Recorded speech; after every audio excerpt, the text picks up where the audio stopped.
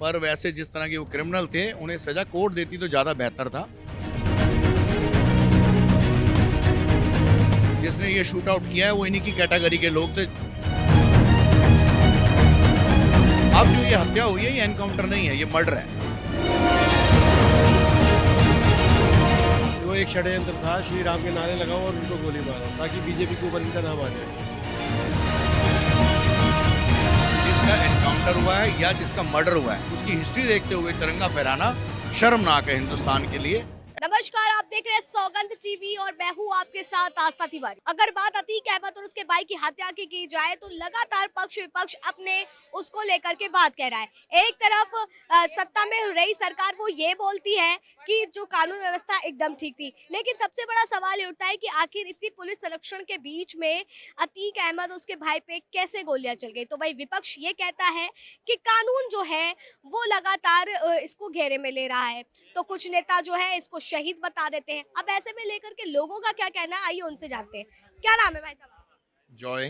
Joy जी, अतीक अहमद और उसके भाई की हत्या हुई, उसको लेकर के आपकी क्या राय है कि पुलिस संरक्षण में इस तरीके से हत्या हो जाना? नहीं, संरक्षण में तो हत्या नहीं होनी चाहिए, पर वैसे जिस तरह के वो क्रिमिनल थे उन्हें सजा कोर्ट देती तो ज़्यादा बेहतर था। ऐसे हत्या नहीं होनी चाहिए, ताकि कोर्ट सजा दे तो लोगों के अंदर एक अच्छा मैसेज जाता है कि इनको अपने गुनाहों की सजा मिली है। ये जो सजा होती है ये भी एक तरह का शूट आउट ही है, तो इससे बचना चाहिए गवर्नमेंट को भी, आम पब्लिक को भी। बाकी इसमें गवर्नमेंट का कोई हाथ नहीं है। जिसने ये शूट आउट किया है वो इन्हीं की कैटेगरी के लोग थे। लेकिन अगर हमारे देश की सत्ता में की बात करी जाए तो राजनीति दल जो है हर एक मुद्दे को है बड़ा बनाती है। अब इस मुद्दे को लेकर के विपक्षी दल जो है वो जो है कानून व्यवस्था पर सवाल खड़े कर रहा है, तो उसको लेकर के आम जनता की क्या राय? नहीं, कानून व्यवस्था तो बहुत अच्छी है यूपी में। इस टाइम तो मेरे ख्याल से हिंदुस्तान में सबसे अच्छी कानून व्यवस्था यूपी की है। बाकी है विपक्ष है, कोई भी विपक्ष होता है वो किसी को भी कहीं भी घेर लेता है, तो वो घेर रहे हैं। इस टाइम उनको मौका मिला है इस बात का। बाकी सरकार को आगे और भी सेफ्टी रखनी चाहिए। अगर सरकार थोड़ा सा लूज होती है तो ऐसा इनकाउंटर हो जाते हैं, पर इनकाउंटर जितने भी हुए हैं वो बिल्कुल फेक नहीं थे अभी तक, जितने भी हुए हैं अतीक अहमद के उसमें या दूसरों के भी। अब जो ये हत्या हुई है ये एनकाउंटर नहीं है, ये मर्डर है। हमारे यहाँ अगर बात करी जाए तो जिस तरीके से राजनीति दल अपनी अपनी सत्ता की रोटियां सेकने में लगे रहते हैं, अब ऐसे में कांग्रेस नेता ने उसकी कब्र, अतीक की कब्र पर जाकर के तिरंगा फहराया और उसको शहीद घोषित कर दिया है। क्या वाकई ये चीजें सही है? जिसका एनकाउंटर हुआ है या जिसका मर्डर हुआ है उसकी हिस्ट्री देखते हुए तिरंगा फहराना शर्मनाक है हिंदुस्तान के लिए। ऐसा वाक्य दोबारा कोई दोहराए नहीं, क्योंकि जो सरकार बैठी है यूपी में वो तो इसको बर्दाश्त नहीं करेगी। बाकी ये है कि समय आने से परिवर्तन होता है। सरकार अगर इन पे और सख्ती करे तो ज़्यादा बेहतर है, इनको ढीला नहीं छोड़ना चाहिए। क्या लगता है सर आपको कि यूपी में गुंडा राज वाकई खत्म हुआ है? बिल्कुल 100% खत्म हो चुका है। लेकिन उनका बड़ा बेटा असद जो जेल में बंद है वो वहीं से ही धमकी दे रहा है कि मैं बाहर निकल करके अपने पिता की हत्या का बदला लूंगा। वो तो बाहर निकलना ही नहीं चाहता, क्योंकि उसे पता है बाहर निकलूंगा तो फिर मारा जाऊंगा। शाइस्ता परवीन को लगातार ढूंढा जा रहा है, क्या लगता है शाइस्ता को सरेंडर करना चाहिए? करेगी तो मरेगी, इसलिए वो छुपी हुई है। लेकिन विपक्षी दल तो कानून व्यवस्था पर सवाल खड़े कर रहा है।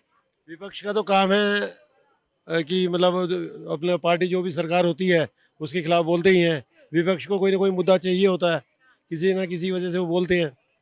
विपक्ष में कोई मुद्दा नहीं होता है, सिर्फ जो सरकार होती है उसके विपक्ष उन्होंने बोलना ही होता है। ये पुरानी गुर्गे हैं, ये सारे पुरानी सरकारों के ही गुर्गे हैं ये, जो आज पुरानी सरकारों को ही नीचा इन्होंने दिखाया है। आज उनकी सरकारें तब जलती जब ये उभर के ना आते।